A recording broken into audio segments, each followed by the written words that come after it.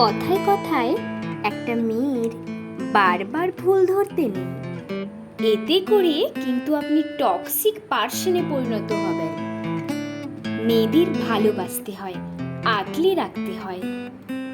তাদের যত ভালোবাসবেন দেখবেন তারা আপনার প্রতি ততটাই দুর্বল হয়ে পড়ছে।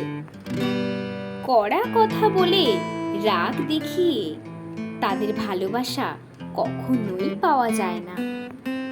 অভিমানটা তাদের চুলের খোপায় গাঁথা থাকে। খোপা খুলে গেলে যেমন চুল এলোমেলো হয়ে যায়, ঠিক তেমনি অভিমান করলে তারাও এলোমেলো হয়ে যায়।